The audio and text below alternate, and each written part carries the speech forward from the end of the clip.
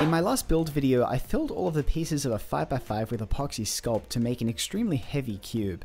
The whole goal of that video was to make a puzzle that I could later cut down and not have to worry about filling all the pieces afterwards. So today I was going to test that out with a fairly simple modification, which was a 5x5 enclosed cube.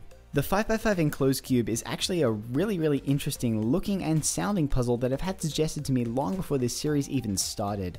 It's a worthy successor to the 3x3 enclosed cube that I made in my previous build series, and it was going to be built in much of the same way. To start this puzzle off, I was going to be cutting 2 cubies worth of material off 6 of the edges. These 6 edges would be wrapped around the cube to give it a hexagonal cross section. I took the puzzle over to my bandsaw and I tilted the table by 45 degrees. And then I slowly started to cut off one of the edges. I decided that before continuing on with all the other 5 edges, I would cut one of the edges down and then sand it to the final dimension to see what it was going to look like. I took it over to my belt sander and I began sanding it down to the final dimension. After I'd sanded everything down, I looked at the face and I was a little perplexed with what I was seeing. Apart from a couple of small pieces of epoxy sculpt that had fallen out, the Olsing kinda looked like I wasn't going to be able to sticker up some parts of the mechanism. I figured it wasn't that much of a big deal as I was still going to build this puzzle anyway, so I might as well just soldier on with the build. I ended up cutting off the other 5 edges, and after I was finished cutting everything, I took it over to my belt sander and I began sanding down all of the faces to their final dimension.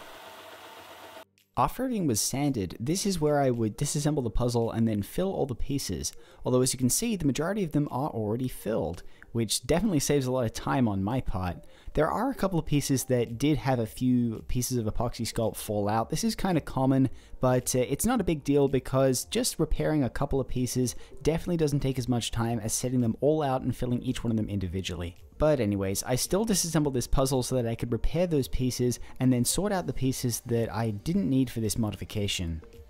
What I mean by that is I have a lot of solid 5x5 pieces that didn't get cut, and I would rather use them in a later build than just waste them on this one.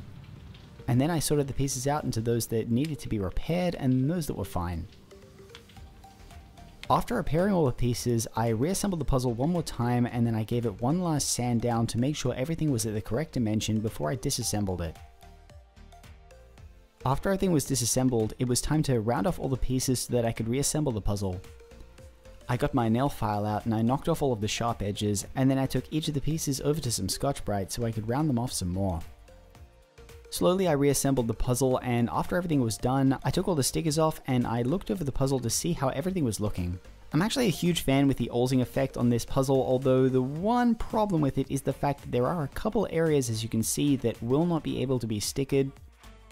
The reason for this is actually very interesting, and I'll bring it up in a later video because I really want to explain it in more depth, but for now, basically these areas can't be stickered because there is nowhere to apply a sticker. But anyways, I painted the puzzle with a couple coats of black spray paint and I gave it some stickers, and here it is. The puzzle is mostly complete. You'll notice that I didn't sticker up all of the areas that I cut down, much like I didn't for the original one that I make. The reason for this is I don't really know what kind of color scheme I need for it, and if I'm going to sticker it up, that means I'm going to leave it, and I'm pretty sure I'm going to use this puzzle to make a hexagonal barrel sometime down the line. I could start from scratch, but I figure if I use this one, it'll save me some time, which I'm really lacking in this series so far. Overall, I think this puzzle looks really cool. It shapeshifts amazingly, and the checkerboard pattern is especially weird. On the original one, it just made it look like a couple of checkerboard 2x2s, but on this one, it looks all jagged and shapeshifted and crazy. There's also a really interesting shape if I turn a couple of the layers by 180 degrees, and I might explore this in another video as well. But anyways, I hope you guys liked this video. Thank you guys for watching, and I'll see you all next time.